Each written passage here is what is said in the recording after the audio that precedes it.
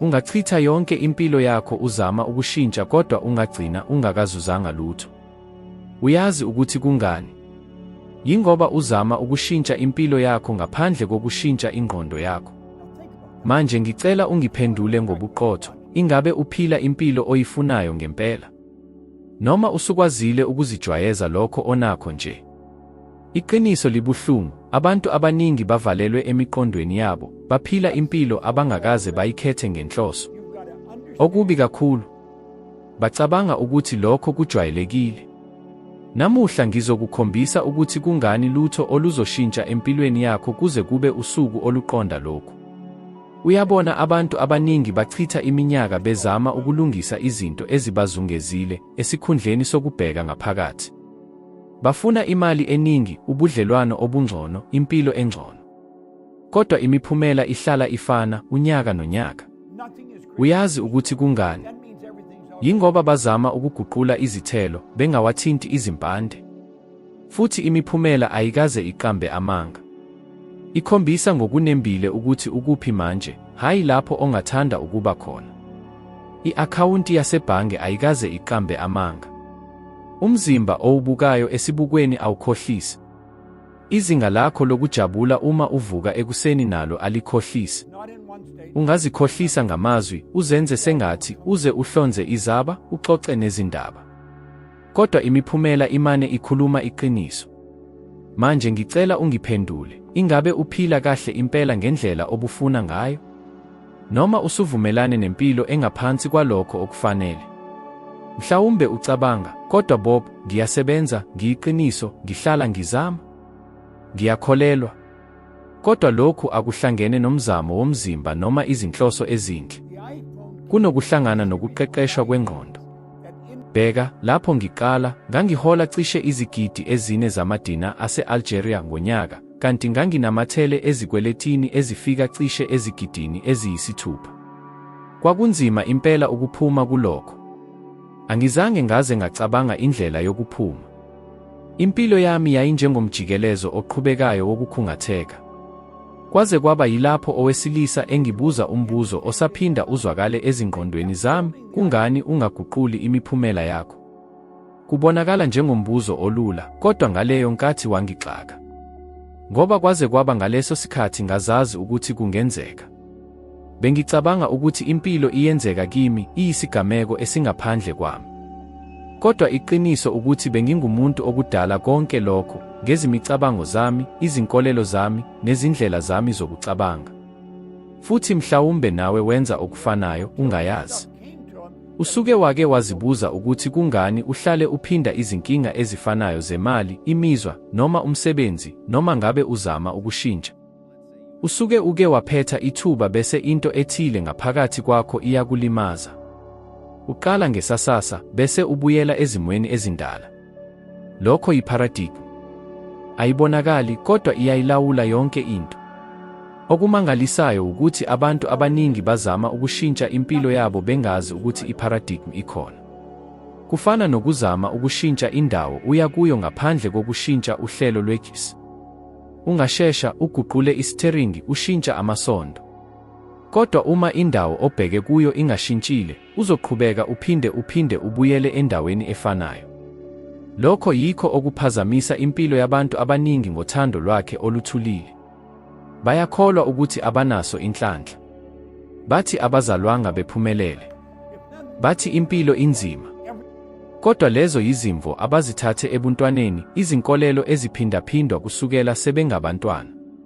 Eziningi zazo zidluliselwa kusuka esizukulwaneni kuya kwesilandelayo. Futhi zizihlala ezingqondweni ezingaphansi ngendlela ecashile kangangokuthi awazi nokuthi zikwelawula. Futhi lapha yikho lapho ubuhlungu obungabonakali buqala khona. Babheka imiphumela yabo bese bezizwa bephukile. Kodwa ukuwohloka akusiyona icala labo. Kungenxa yohlelo olusebenza ezingqondweni zabo. Umbuzo uthi, kuzoba kuze kube nini uyaluvumela lolu hlelo ukuthi lulawule impilo yakho? Ngiyakhumbula ngesikhathi ngise-Toronto.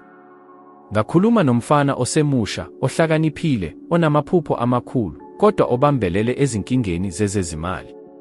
Wangitshela wathi, "Bob, sengizamile ukuvula amabhizinisi amathathu. Konke kwahluleka. Mhlawumbe angizalelwanga lokhu." Ngambuza, "Iyiphi imali enkulu owake wayenza ngonyaka owodwa?" Waphendula, "Cishe izigidi ezingama-20 zamadina ase-Algeria." Ngaleso sikhathi ngaqonda. Wayengezami ukudala into entsha, wayevumelana ne-pattern yangaphambili eyayisemqondweni wakhe. Futhi inani leyo, inqobo nje uma lisemqondweni wakhe, akukho okwakuzoshintsha. Le pattern ibekela umkhawulo wokuthi ukholwa ukuthi ungafinyelela kuphi. Uma uzama ukudlula kulokho, into ethile ngaphakathi yakho ikudonsela emuva. Ukwesaba, ukungabaza, ukubambezeleka, ukuphazamiseka. Kufana ne-thermostat yangaphakathi. Uma izinga lokushisa likhuphuka kakhulu, uhlelo luyazivumelanisa ukuze lubuyele kokujwayelekile. Futhi okujwayelekile yilo ozamukelayo noma lungakujabulisi. Uyazi, ngiyibonile lento yenzeka kaningi kwabosomabhizinisi, abaculi, odokotela, omama abakhulisa izingane bodwa, nabafundi baseyunivesithi. Abantu abahlakaniphile. Abantu abanamandla amakhulu kakhulu. Kodwa abazi ukuthi ukuphila kwabo kulawulwa amandla angaphakathi anamandla kakhulu kunanoma iyiphi intshisekelo yesikhashana. Ushintsho lwangempela luqala lapho ubheka imiphumela yakho ngobuqotho obungenamibandela. Ngaphandle kwezaba. Ngaphandle kokuzisola.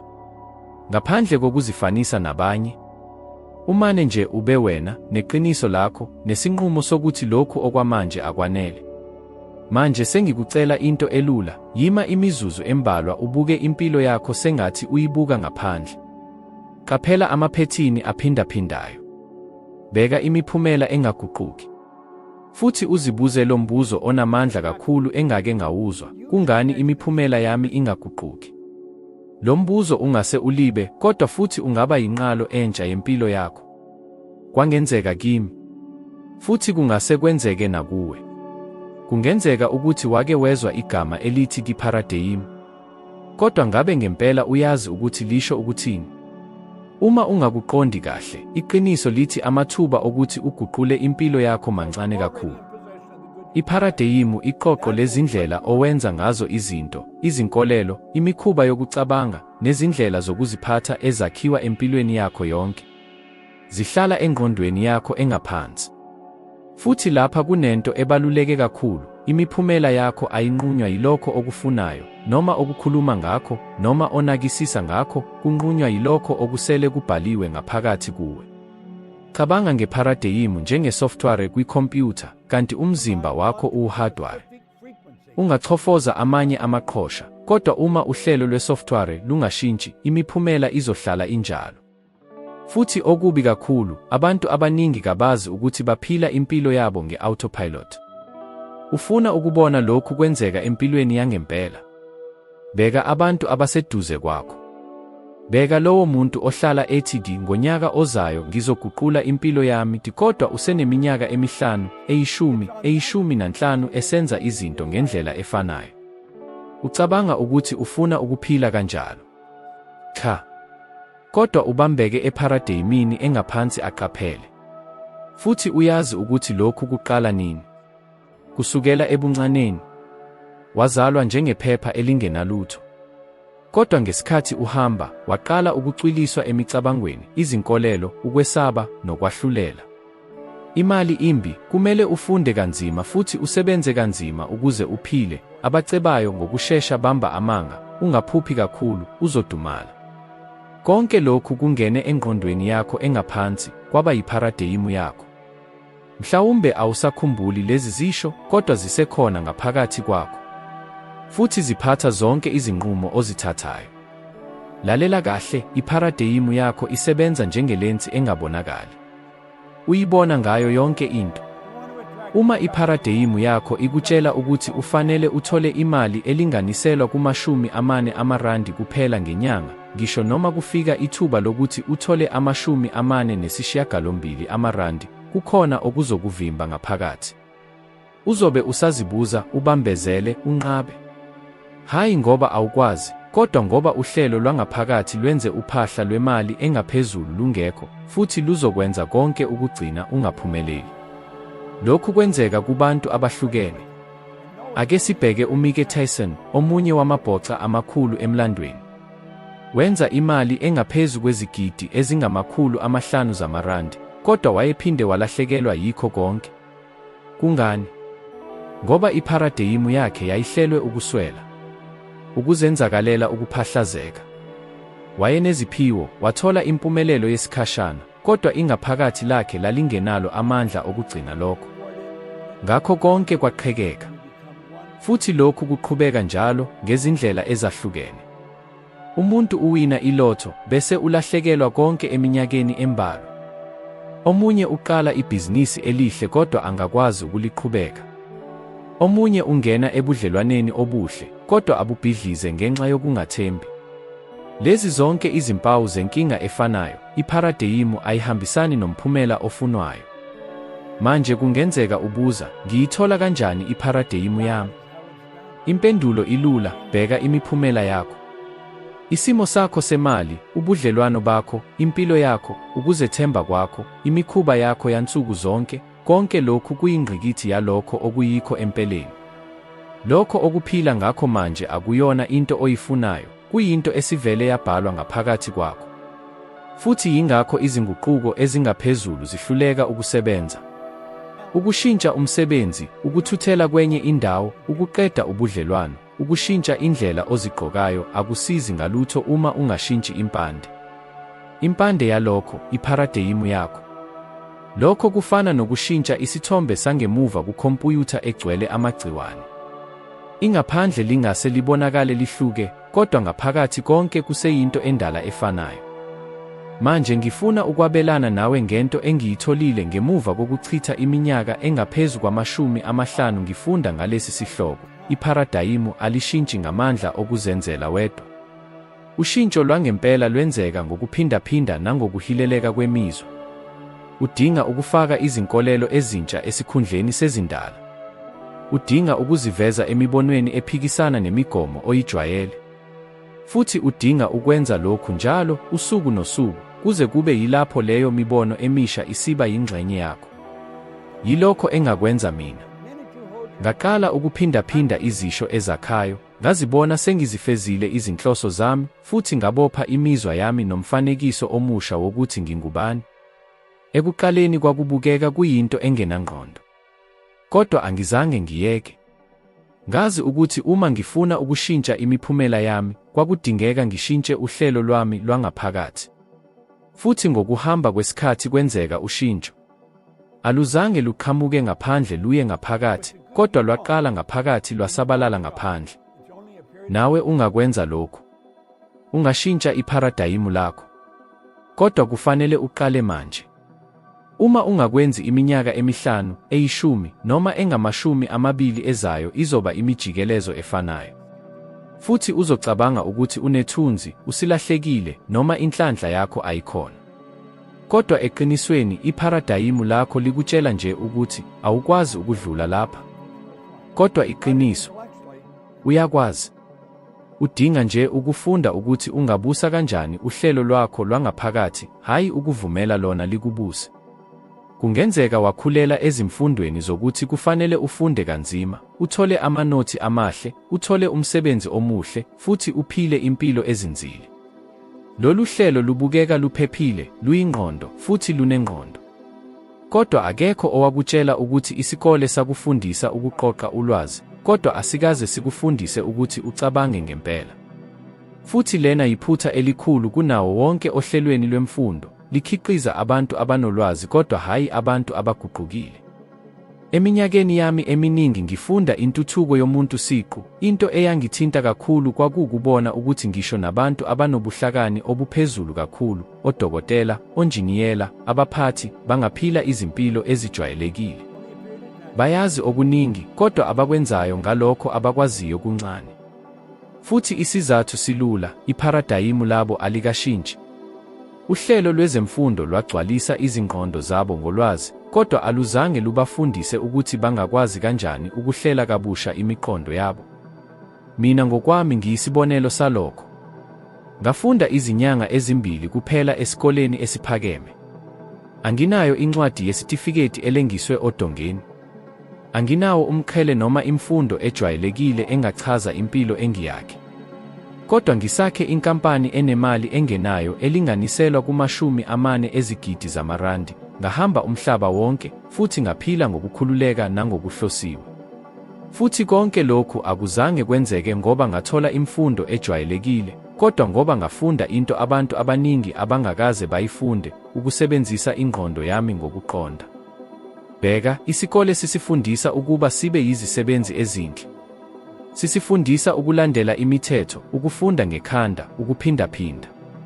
Sisivuza ngokulalela. Kodwa asikaze sisikhuthaze ukuthi sizibuze ukuthi ngingubani mina. Ngifuna ini ngempela? Iyiphi amandla ami okudala? Umphumela. Umhlaba ugcwele abantu abahlakaniphile abaphila izimpilo abangazithandi. Bangaki abantu owaziyo abanemfundo ephakeme kodwa benganelisekile emisebenzini yabo, bebhekene nezinkinga zezimali noma bezizwa bedidekile? Bangaki abachithe iminyaka ezifundweni befunda izibalo, izakhiwo zebiology, nezinsuku zomlando, kodwa abangakaze bafundiswe ukuthi baphathe imizwa yabo, babeke izinhloso ezicacile, noma bazi ukuthi bafuna ukuphila kanjani? Yingakho ngithi, ulwazi alushintshi lutho uma lungaguquli ukuziphatha. Futhi ukuziphatha kulawulwa yipharadayimi. Ngakho akubalulekile ukuthi uqoqe kangakanani ulwazi, uma lungafikanga ezingqondweni zakho ezingaphansi, alukusebenzeli. Luhlala nje luthatha isikhala. Lokhu kuphetha ngomphumela obuhlungu, ukudumazeka. Ngoba manje usuqonda ukuthi kufanele wenzeni kodwa awukwazi ukukwenza. Unolwazi kodwa imiphumela ihlala injalo. Futhi kulapho kuqala khona imizwa yokuzisola, yokuzizwa unganele, umcabango othi, kukhona okungalungile kimi. Kodwa iqiniso, awunankinga. Inkinga isohlelweni uqobo, bakufundise ukwazi, kodwa abakufundisanga ukuba ube khona. Ucwaningo olushicilelwe kwi-Journal of Adult Development lukhombisile ukuthi abantu abadala abaningi bazizwa bengaphili ngokugcwele amandla abo, nakuba beqeqeshiwe kakhulu emikhakheni yabo. Lokhu kuyadabukisa. Abantu abakhazimulayo, ababanjwe ezinhlelweni ezibavimbela ukukhazimula. Futhi konke lokhu ngoba akekho owake wabafundisa ukuthi kunomehluko omkhulu phakathi kolwazi nokuguqulwa kwangempela. Futhi okubi kakhulu, isikole sisidayisele iphupho elingelona iqiniso lokuthi ulwazi olusemthethweni lwanele ukuguqula impilo yakho. Uma sikwazi ukuqonda ukuthi impilo ayihambanga ngendlela ebesiyicabanga, sizithola sesivele sinzima ngezinkokhelo, ingcindezi, izindleko kanye nezibopho.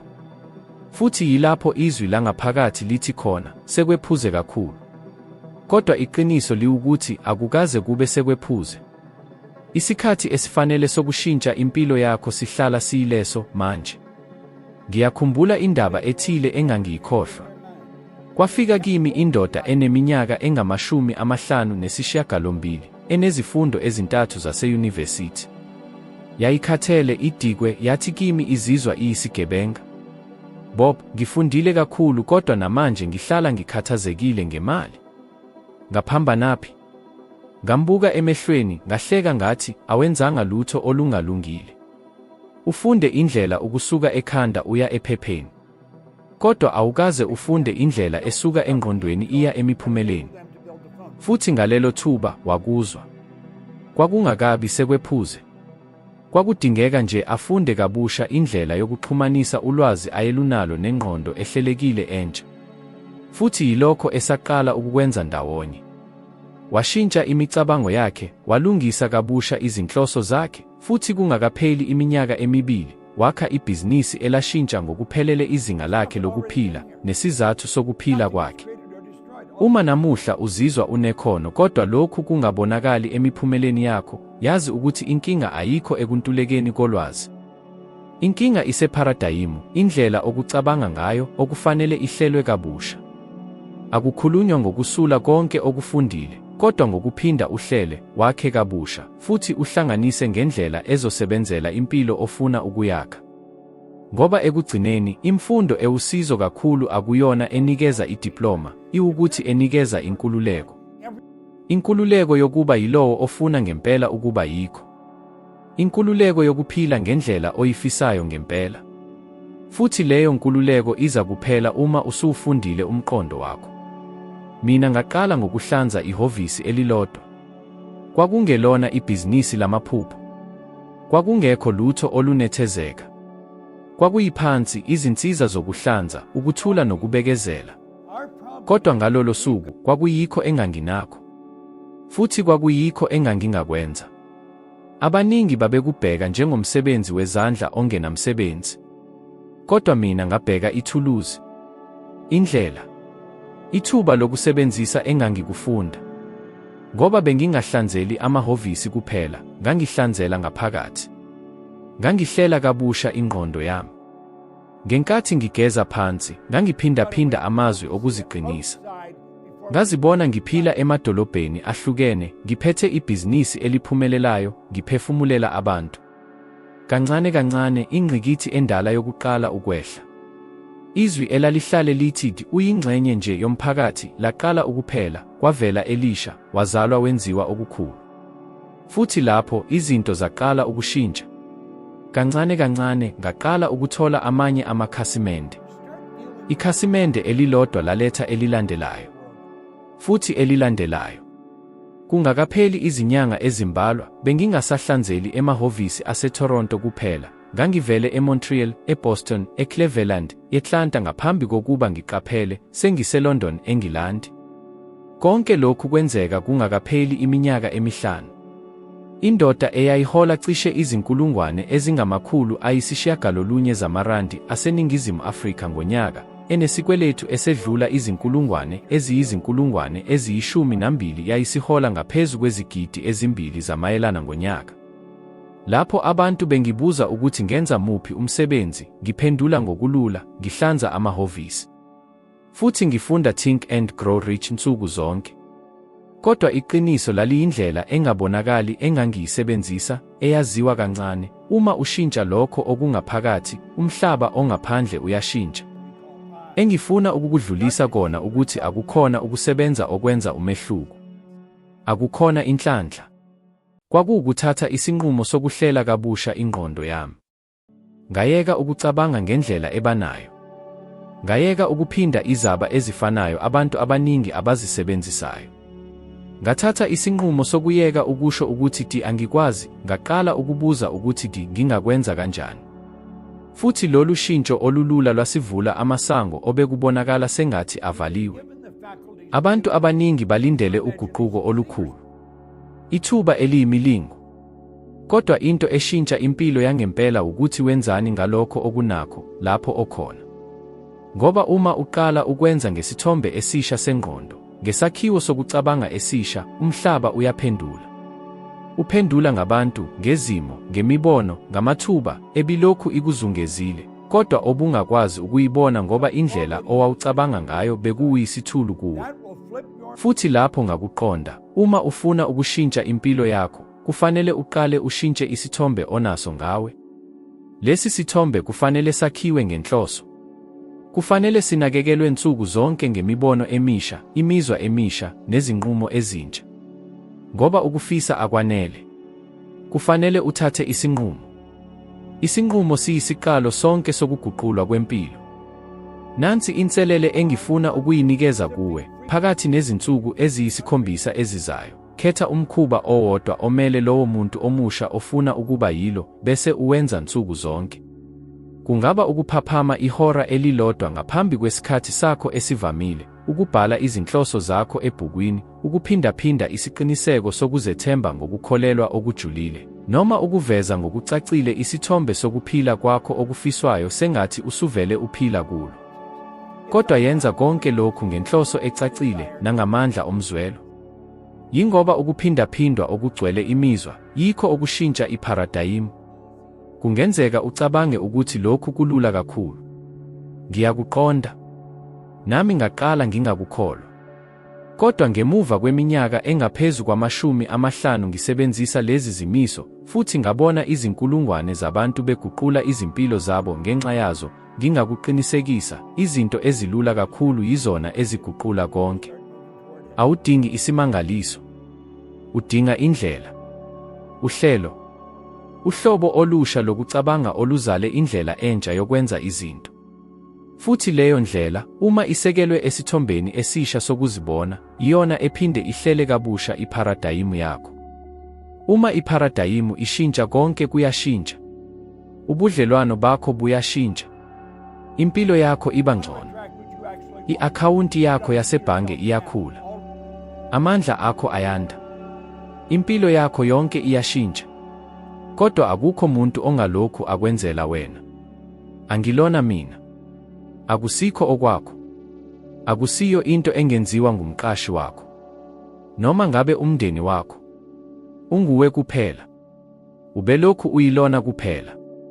Futhi uma usukwamukelile lokhu, uma uthatha umthwalo ophelele wokuhlelwa kwengqondo yakho, usuyakwazi ngempela ukuhola impilo yakho. Yilokho engakwenza mina. Ngathatha isinqumo, yize ekuqaleni ngangingenalwazi lokuthi ngenza ini. Noma ngisahlanza phansi. Noma nginemali engiyikweletayo. Noma ngingenawo umphumela omuhle wokufunda. Ngoba lokho onakho namuhla akusho lutho ngakho ongaqhamuka nakho kusasa. Okubalulekile ukuthi ukholwa ini ngawe uqobo. Futhi uma kukhona into eyodwa engifuna uyikhumbule, nansi leyo, impilo yakho yangaphandle ngeke yedlule isithombe sangaphakathi osiphethe kuwe. Ngakho-ke uma ufuna ukuguqula konke, qala ngokuguqula leso sithombe. Yondla sona. Sivikele. Sisize sibe namandla. Futhi ngiyakuthembisa, leyo mpilo oyifisayo isivele ikulindile. Kudinga kuphela ukuthi uvele uhlome nepharadayimu entsha. Konke esikuxoxe lapha, zonke izibonelo, yonke imicabango, kuholela eqinisweni elilula kodwa elinamandla kakhulu. Impilo yakho ngeke iguquke kuze kube ushintsha indlela ingqondo yakho ehlelelwe ngayo. Ipharadayimu elilawula imicabango yakho, izenzo zakho, nemiphumela yakho, kufanele libhalwe kabusha, futhi unguwe kuphela ongakwazi ukwenza lokho. Manje njengoba usukuqonda lokhu, asisekho isidingo sokubuyela emuva. Lokhu kuqonda ngeke kusaphikwa. Kusukela kulo mzuzu kuya phambili, zonke izinyathelo ozithathayo zokuhlela kabusha ingqondo yakho zizokusondeza empilweni oyifanele ngempela. Futhi uma lokhu kukuthintile nganoma iyiphi indlela, yazi ukuthi okulandelayo kuzokujulisa nakakhulu. Ividiyo elandelayo isivele ibonakala esikrinini sakho, futhi kuyo sizothatha enye inyathelo kule ndlela. Uzothuthuka ngephesenti elilodwa ekukhuleni kwakho siqu futhi wandise ukuqonda kwakho nakakhulu. Ngiyabonga ngokuba nami namuhla. Sizobonana kwividiyo elandelayo.